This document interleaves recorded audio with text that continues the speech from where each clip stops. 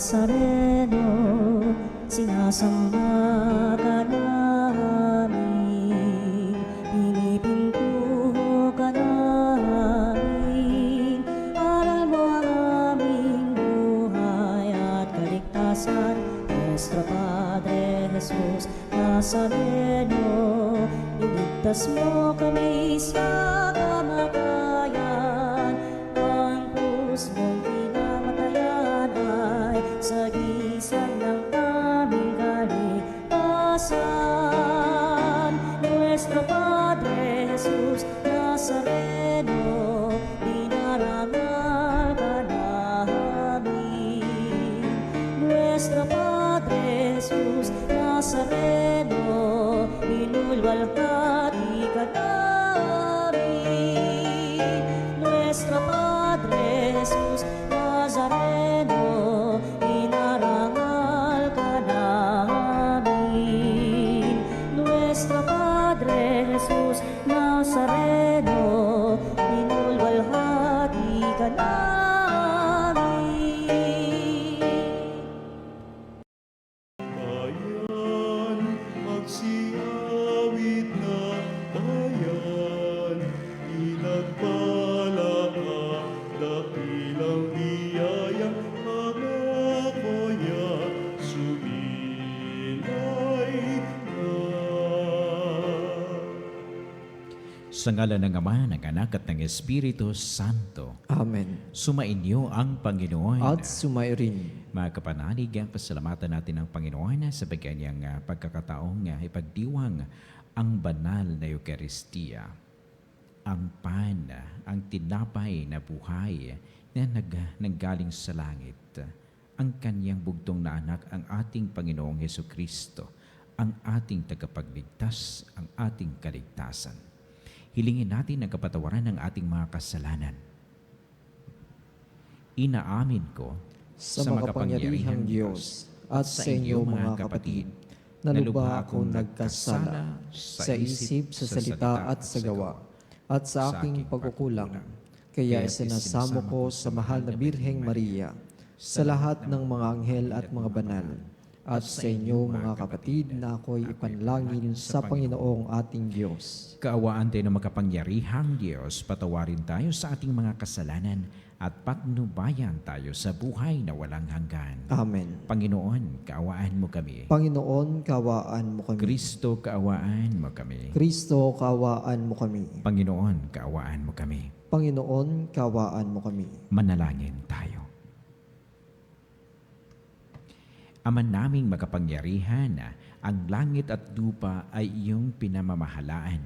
Dinggin mo ang pagluhog ng iyong sambayanan at pagkalooban mo kami ng kapayapaan araw-araw sa pamamagitan ni Jesucristo kasama ng Espiritu Santo magpasawalang hanggan. Amen. Pagbasa mula sa unang aklat ni Samuel. Noong mga araw na iyon, pumili si Saul ng 3,000 Israelita at isinama sa paghahanap kay David sa bundok ng mailap na kambing. Nang matapat sila sa isang kulungan ng tupa sa tabi ng daan, nanabi siya sa may bunganga ng kuweba sa tapat ng kulungan. Samantala, sina David ay nagtatago sa loob ng kuwebang yun. Sinabi kay David ng kanyang mga tauhan, "Ito na marahil ang katuparan ng salita ng Panginoon na ibibigay ko sa iyo ang iyong kaaway at maaari mong gawin sa kanya ang gusto mo." Palihim na lumapit si David at pinutol ang laylayan ng kasuotan ni Saul. Nang magawa niya ito, siya'y inusig ng kanyang budhi, pagkat para na niyang nilapastangan ang hari. Sinabi niya sa kanyang mga tauhan, "Huwag nawang itulot ng Panginoon na lapastanganin ko ang hari na kanyang hinirang." At napakiusapan niya ang kanyang mga kasama na huwag galawin si Saul. Ito nama'y nagtindig na, at nagpatuloy ng kanyang lakad. Nang malayo-layo na si Saul, lumabas ng kuweba si David at humiyaw, "Mahal kong hari." Nang lumingon si Saul, buong paggalang na yumukod si David. Sinabi niya, "Bakit po kayo naniwala sa nagsabi sa inyo na ibig ko kayong patayin? Pinatunayan ko ngayon na hindi totoo yun. Nang kayo'y manabi sa may bunganga ng kuweba, ibig kayong patayin ng aking mga kasama, ngunit hindi ako pumayag. Sinabi ko sa kanila na hindi ko maaaring pagbuhatan ng kamay ang aking hari pagkat siya'y hinirang ng Panginoon.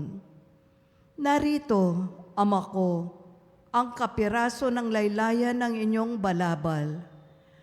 Kung ito'y napiraso ko sa inyong kasuotan, magagawa ko ring patayin ko kayo noon kung gusto ko. Ito ang katunayan na hindi ko kayo gagawa ng masama, kahit pinagpipilitan ninyo akong patayin. Ang Panginoon ang humatol sa atin. Siya na ang bahala sa inyo, ngunit hindi ko kayo maaaring pagbuhatan ng kamay, gaya ng ating kasabihan. Masamang tao lamang ang gumagawa ng masama. Ngunit ako ay di maaaring magbuhat ng kamay sa inyo. Sino ako upang paghanapin ng hari? Ako'y tulad lamang ng isang patay na aso o kasinliit ng pulgas. Ang Panginoon ang humatol sa ating dalawa. Siya ang higit na nakaalam tungkol sa usapang ito, at siya ang magliligtas sa akin laban sa inyo. Pagkatapos magsalita si David, sinabi ni Saul, "David, anak ko, ikaw nga ba yan?" At siya'y nanangis. Sinabi pa ni Saul, "Higit kang mabuti kaysa sa akin. Sinusuklian mo ng mabuti ang masamang ginagawa ko sa iyo. Ito'y pinatunayan mo ngayon. Hindi mo ako pinaslang, bagamat maluwag mong magagawa. Bihira sa tao ang makagagawa ng ginawa mo.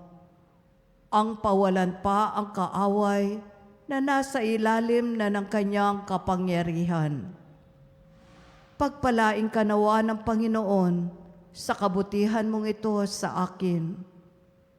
Ngayon, alam kong ikaw ay magiging hari ng Israel at natitiyak kong mapapanatag ang bansang ito sa ilalim ng iyong pamamahala." Ang salita ng Diyos. Salamat sa Diyos. Poon kami kaawaan at lagi mong kahabagan. Poon kami kaawaan at lagi mong kahabagan. Mahabag ka, O aking Diyos. Ikaw sana ay mahabag. Sa iyo lumalapit upang ako ay maligtas. Pagkat aking nasumpungan sa lilim ng iyong pakpak, ligtas ako sa panganib hanggang ito ay lumipas. Poon kami kaawaan at lagi mong kahabagan. Iyong aking tinatawag, ang Diyos sa kalangitan, ang Diyos na nagdulot ng lahat kong kailangan. Magmula sa kalangitan, diringgin ang aking hibig. Ang lahat ng kaaway ko'y lubos niyang magagahis. Ang tapat niyang pagmamahal at matatag na pag-ibig, ihahayag ito ng Diyos sa aki di ikakait. Poon kami kaawaan at lagi mong kahabagan. Ihayag mo sa itaas, O Diyos, ang kabantugan. Dito naman sa daigdig ay ang iyong karangalan. Pag-ibig mong walang maliw ay abot sa kalangitan. na darama sa itaas ang lubos mong katapatan. Poon kami kahawaan at lagi mong kahabagan.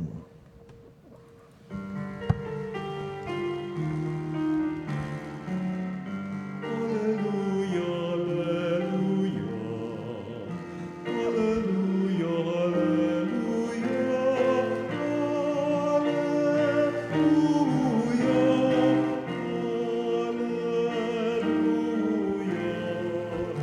Alleluia. Alleluia. Pinagkasundo ni Kristo ang Diyos at mga tao, kaya't napatawad tayo. Alleluia, alleluia. Sumainyo ang Panginoon. At sumayo rin. Ang mabuting balita ng Panginoon ayon kay San Marcos. Papuri sa iyo, Panginoon. Noong panahong iyon, umahon si Jesus sa kaburulan kasama ang kanyang mga pinili. Humirang siya ng 12 na tinawag niyang mga apostol upang maging kasama niya, suguing mangaral at bigyan ng kapangyarihang magpalaya ng mga demonyo. Ito ang 12 hinirang niya, si Simon na tinagurian niya ng Pedro, si Santiago at si Juan na mga anak ni Zebedeo. Sila'y tinagurian niyang Boanerges, na ibig sabihin mapupusok. Sina Andres, Felipe, Bartolome, Mateo, Santiago na anak ni Alfeo at Tadeo, si Simon na makabayan at si Judas Iscariote na siyang nagkanulo sa kanya. Ang mabuting balita ng Panginoon. Pinupuri ka namin, Panginoong Hesukristo. Mga kapanalig, ang buhay ay maganda. Kahit minsan ay mahirap at nahihirapan.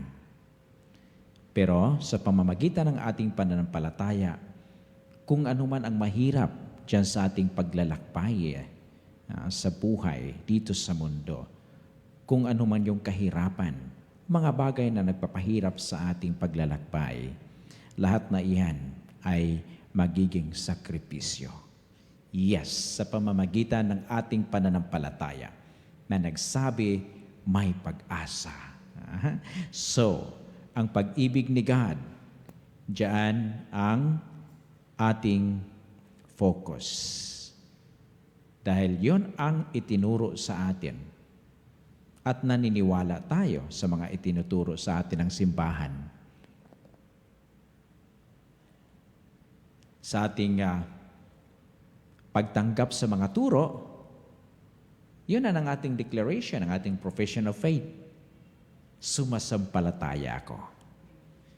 And every time I say, sumasampalataya ako sa Diyos, ibig sabihin, kinikilala ko siya na siya ang pag-ibig na totoo.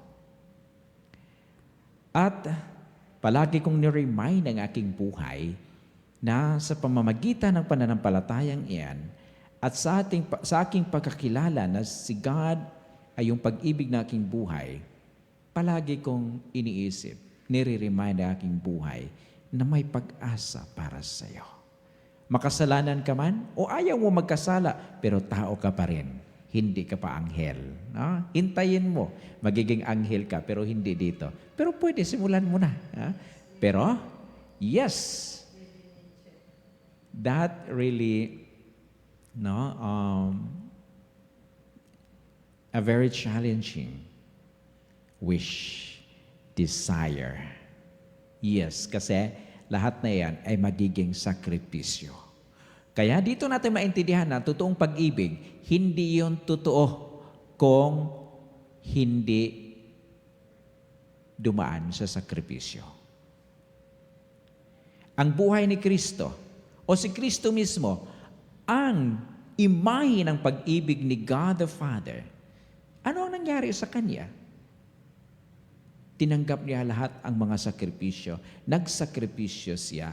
Anong ibig sabihin yan? Ipinakita niya, ipinaalam niya sa buong mundo, sa buong sanlibutan, ang tunay na pag-ibig. Kaya ang pag-ibig saves life. Kung wala ang pag-ibig, wala si God, ano ang gagawin ng tao? Gagawa ng lahat na pwede niyang gawin. Gagawin niya pati ang mga masasamang bagay. At mga masasamang isip, emosyon, mga negative lahat. Ayun. And that will be the total destruction ng buhay ng tao. Pero kung andyan si God, kahit people or the whole world will destroy you, you will be saved. Because true love saves. True love generates life. And true love begets true love. Hindi kasamaan. Si David sa ating unang pagbasa dyan sa kay Samuel, no? Napakagandang ihemplo yan, grabe. Si Saul ang first king of Israel. Okay, tumanda na dyan sa kaalaman ng kanyang pagkahari. Anointed by God. Pero, nung nakita niya si David, naging insecure siya. So insecurity, it's a negative characteristic or character ng tao. At it will develop into a kind of personality. At kung andyan na yan, ang negative na bagay na yan, dahan-dahang mawala ang utos ni God, dahan-dahang mawala sa iyong puso, ang presensya ni God, dahan-dahang mawala ang totoong pag-ibig sa puso mo, and then gagawa ka ng masama. Ngayon, may nagsasabi daw sa kanya na papatayin siya ni David. Sabi-sabi lang yon. Wala naman siyang ebidensya. Pero, dahil sa kanyang insecurity, gusto na niyang habulin si David at patayin. Biro mo yan. Nawala ang pag-ibig na totoo. Gusto nang pumatay ng isang tao. At ngayon, si David ay nagtago at doon. Dala-dala ni King Saul, 3,000 men. Grabe, ang dami. At doon, medyo nagpahinga si Saul sa isang cave. And then, nandoon pala si David at kanyang mga kasamahan. Pukunti lang naman sila, ewan ko ilan lang. Ngayon, habang nagpahinga si Saul, nandoon si David. Nakita ni David at ang kanyang mga kasamahan, nandyan si Saul. Ito na ang pagkakataon. God will deliver your enemy into your hands. Sabi naman ni David, huwag kayong gumawa ng masama. David now ay nagiging emblem ng totoong pag-ibig. Yes. Ngayon, nung nagising si Saul, nakita niya sa harap niya si David. At habang paalis o palabas siya ng kuweba, tinawag ni David, "My Lord, my King!" Lumingon si Saul. Nakita niya si David, nakaluhod, "My King." Grabe. Yon ang totoong pag-ibig, pagpakumbaba. Bakit ka naniwala doon sa mga nagsasabing si David ay papatayin ka ni David? Hindi totoo yan. Kung totoo yan at papatayin ka ni David, edi sana pinatay na kita kanina habang natulog ka. Pero nandito ang ebidensya. A cut off his mantle. Nandito, pinutulan. A cut off the mantle. Oh my goodness. Oo nga, pwede mo na akong patayin sana. Pinatay mo na, no? Dapat patay na ako ngayon, pero hindi mo ako pinatay. Ayon, ang katotohanan ng pag-ibig. No? Save life rather than gumawa ng kasamaan to destroy life. Kaya yon ang hamon ni Kristo, tinatawag tayo to develop in us the gift of love, yung love na magiging missionary love. Kaya tinawag na ang kanyang mga alagad. And then, tinawag din niya ang apostol upang kasama niya sa kanyang pagdalagbay, sa kanyang pagmimisyon, mga apostol. And then yun na, God is calling us by name because He loves us so much. And because of that love, our name is written in heaven. And because of that faith, no, na alam natin, naniniwala tayo, na mahal din ni God at ating mga pangalan, ay doon na nakasulat sa kanyang kaharian, sa kanyang kasulatan ng buhay, Naku po, napakaganda. Ano ang sasabihin natin at anong gagawin natin? Sundin si Kristo. Pero please, huwag sana tayo maging Judas Iscariote.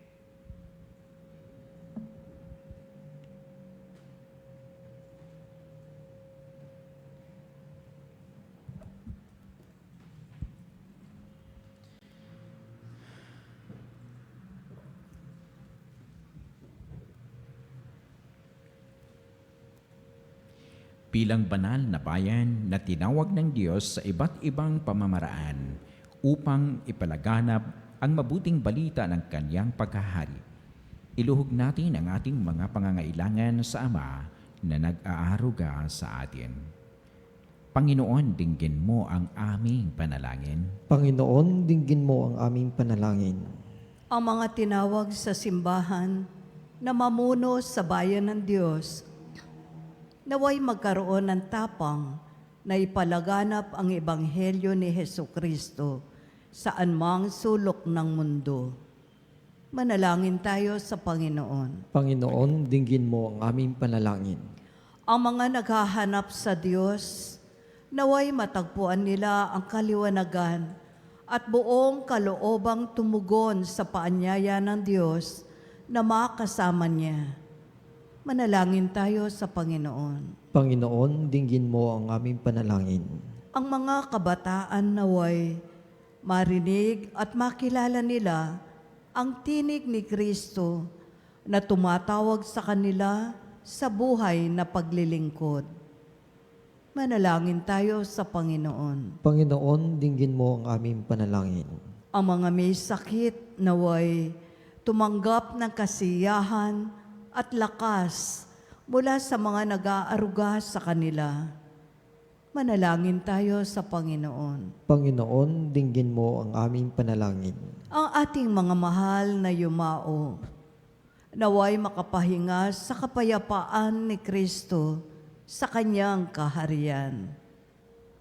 Manalangin tayo sa Panginoon. Panginoon, dinggin mo ang aming panalangin. Sa ilang sandali ng katahimikan, ipanalangin natin ang kagalingan at natatanging kahilingan ng ating mga Eucharistic advocates.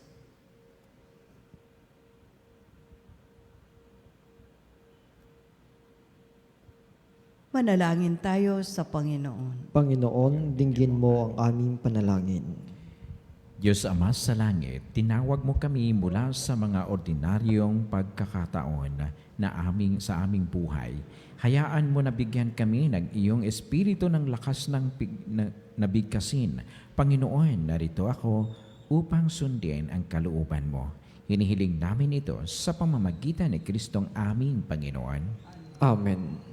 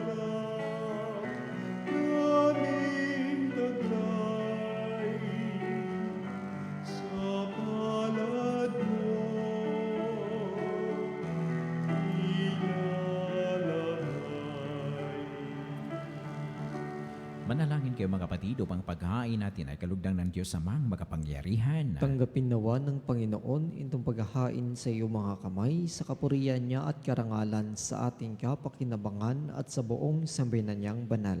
Ama naming lumikha, ipagkaloob mong marapat na ganapin ang banal na paghahain sapagkat tuwing ipinagdiriwang ang alaala ng anak mong nag-alay, ang pagliligtas niya sa tanan ay nangyayari upang aming pakinabangan sa pamamagitan niya kasama ng Espiritu Santo magpa sa walang hanggan. Amen. Sumainyo ang Panginoon. At sumayo rin. Itaas sa Diyos ang inyong puso at diwa. Itinaas na namin sa Panginoon. Pasalamatan natin ang Panginoong ating Diyos. Marapat na siya ay pasalamatan. Ama naming makapangyarihan, tunay ngang marapat na ikaw ay aming pasalamatan.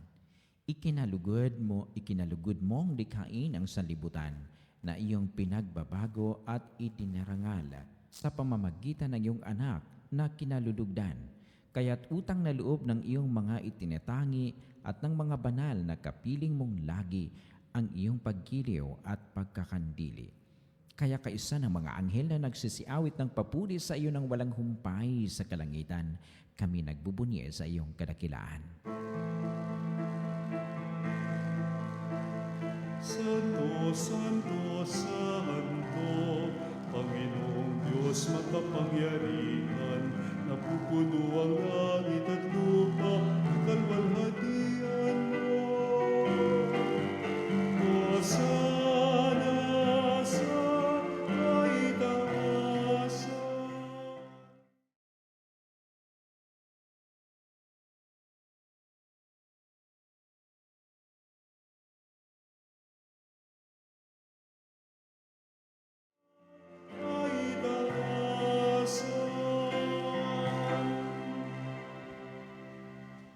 Ama naming banal, ikaw ang bukal ng tanang kabanalan. Kaya't sa pamamagitan ng iyong Espiritu gawin mong banal ang kaloob na ito upang para sa aming maging katawan at dugo ng aming Panginoong Heso Kristo. Bago niya pinagtiis ang kusang loob na maging handog, hinawakan niya ang tinapay. Pinasalamatan kaniya, pinaghati-hati niya iyon. Iniabot sa kanyang mga alagad at sinabi, "Tanggapin ninyong lahat ito at kanin. Ito ang aking katawan na ihahandog para sa inyo."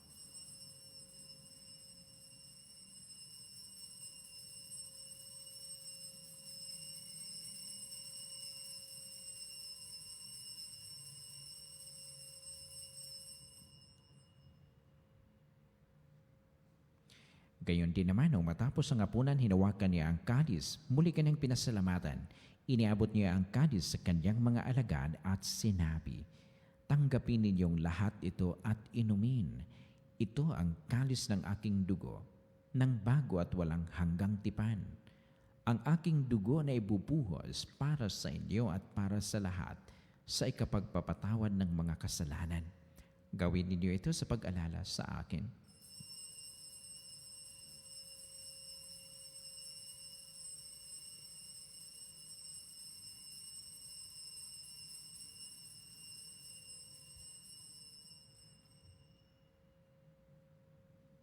Ang misteryo ng pananampalataya. Si Kristo ay gunitain, sarili ay inihain, bilang pagkain inumin.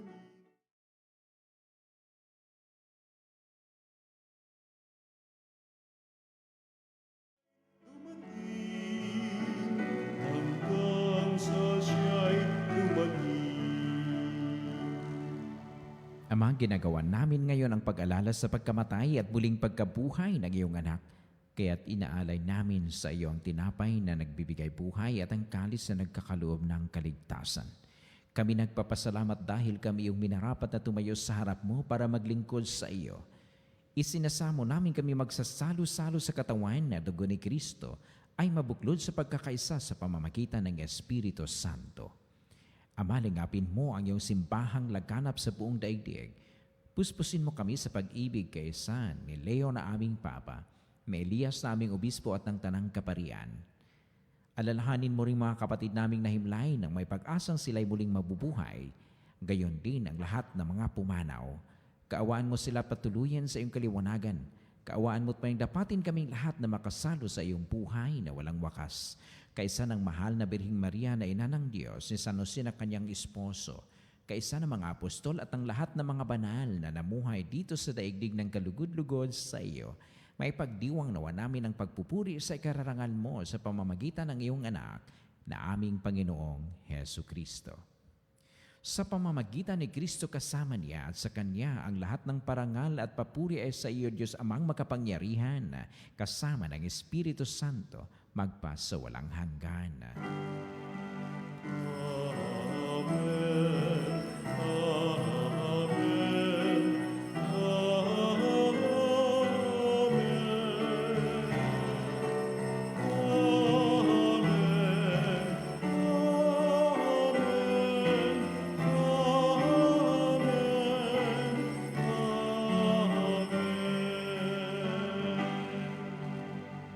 Sabay-sabay tayong manalangin na gamitin natin ang ama namin ng ating Panginoong Hesu Kristo.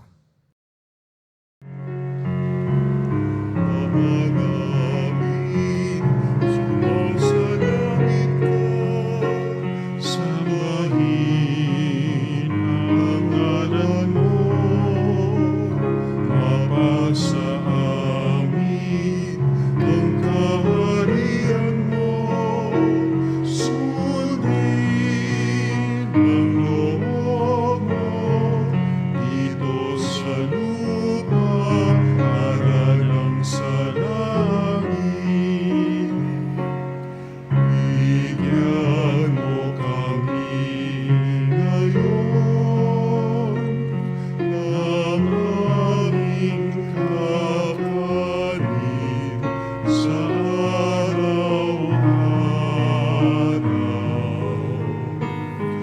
At patawarin mo kami sa aming mga kasala, para ng pagpapatawad namin sa nagkakasala sa amin. At wag mo kami ipahintulot sa tukso, at iadya mo kami sa lahat ng masama. Namin kami iadya sa lahat ng masama, pagkalooban ng kapayapaan araw-araw, iligtas sa kasalanan at ilayo sa lahat ng kapahamakan, samantalang aming pinanabikan ang dakilang araw ng pagpapahayag ng tagapagligtas naming si Hesu Kristo. Sapagkat iyo ang kaharian, kapangyarihan at ang kapurihan magpakailanman. Amen. Panginoong Hesu Kristo, sinabi mo sa iyong mga apostol, kapayapaan ang iniiwan ko sa inyo, ang aking kapayapaan ang ibinibigay ko sa inyo. Tunghayan mo ang aming pananampalataya at huwag ang aming pagkakasala. Pagkalooban mo kami ng kapayapaan at pagkakaisa ayon sa iyong kalooban, kasama ng Espiritu Santo magpasawalang hanggan. Amen. Ang kapayapaan ng Panginoon ay laging sumainyo. At sumayon. Magbigayan kayo ng kapayapaan sa isa't isa. Kapayapaan po sa bawat isa.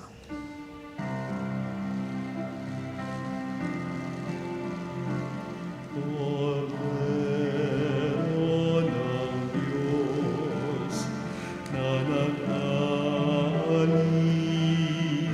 ng mga kasalanan ng mundo, maawa ka sa amin. Cordero ng Diyos na nag-aalis ng mga kasalanan ng mundo, maawa ka sa amin. Cordero ng Diyos na nag-aalis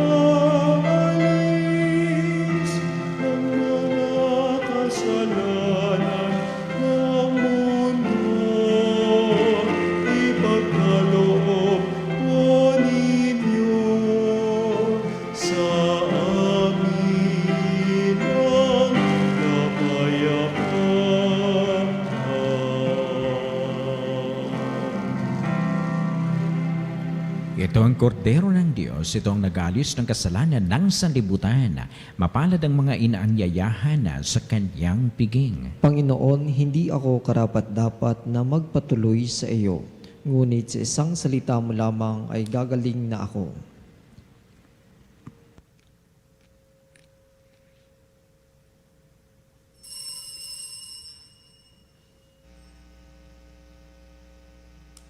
Mga kapanalig, ating dasalin ang komunyong espiritual. O Jesus, nananalig ako sa pananahan mo sa kabanal-banalang sakramento. Minamahal kita higit sa lahat at hangad ka ng aking kaluluwa. Hindi ko man matatanggap ngayon ang iyong katawan at dugo, inaasahan ko na patuloy kang mamumuhay sa aking puso. Naniniwala ako na narito ka at kaisa ka ng aking buong pagkatao. Huwag mong ipahintulot na mawalay ako sa iyo. Amen. Panalangin sa karangalan ng Nuestro Padre Jesus Nazareno. O Jesus Nazareno, katamis-tamisan naming manunubos, sa harap mo ngayon naririto kami't nangangayupapa at nagsisisi ng taos-puso sa aming pagiging walang turing sa iyo at paglimot sa di mabilang na mga biyaya mo, lalong-lalo na yaong mahalagang biyaya ng pagtutubos. Dinaramdam namin at pinagsisisihang labis, Panginoon ko, ang pagkakasala namin sa iyo. Ikinalulungkot namin ang pagiging dahilan ng pagpapasan mo ng krus na iyan sa gitna ng mga hirap at kapaitan, hanggang sa inihandog mo ang iyong buhay sa bundok ng Kalbaryo, sa pagkaibig mo lamang na matubos kami at ang sangkatauhan mula sa sala. Pakabanalin mo, O Panginoon, ang aming pagnanais at ipagtanggap mo sa amin ang iyong biyaya. Maging tagapamagitan nawa ang iyong ina, ang kalinis-linisang Birheng Maria.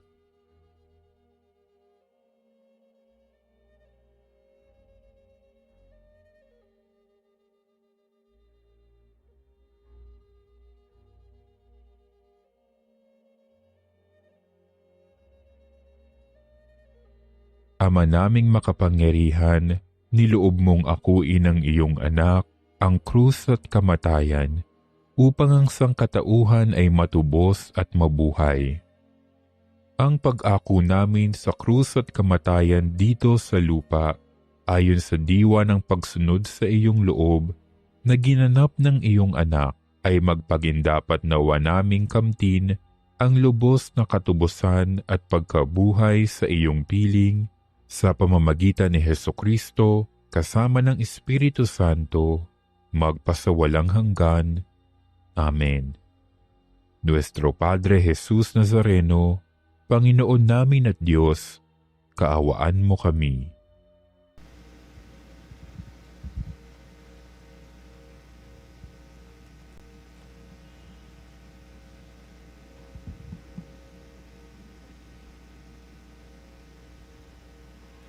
Manalangin tayo.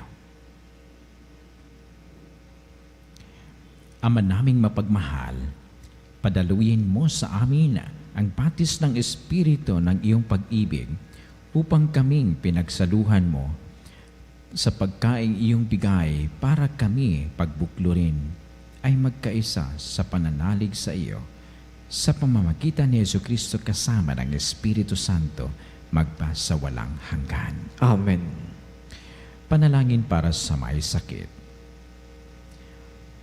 Panginoong Hesus, ang aming dakilang manggagamot, itinataas po namin sa iyo ngayon ang lahat ng mga may karamdaman. Bigyan mo po sila, Panginoon, ng lakas upang lumaban at hindi mawalan ng pag-asa. Buong puso po kaming nananalig na sila ay pagkakalooban mo ng kagalingan.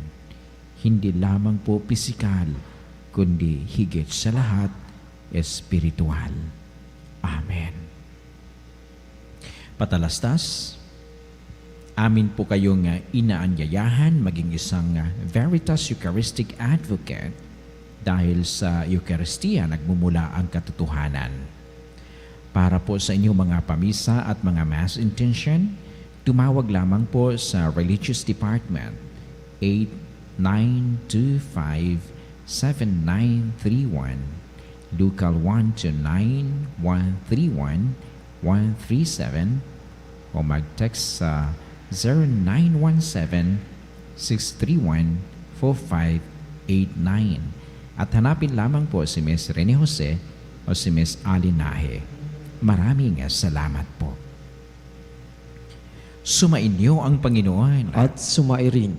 pagpalain kayo ng makapangyarihang Diyos, Ama at Anak at Espiritu Santo. Amen. Tapos na ang pagdiriwang, humayo kayo sa kapayapaan at pagmamahal ni Kristo. Salamat sa Diyos.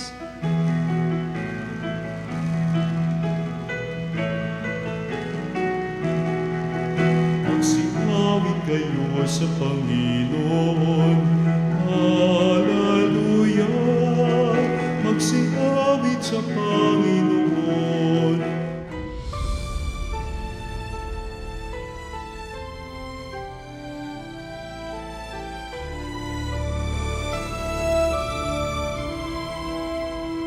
Nuestro Padre Jesús Nazareno, sinasamba ka namin, pinipintuho ka namin, aral mo ang aming buhay at kaligtasan. Nuestro Padre Jesus Nazareno, iligtas mo kami sa kasalanan.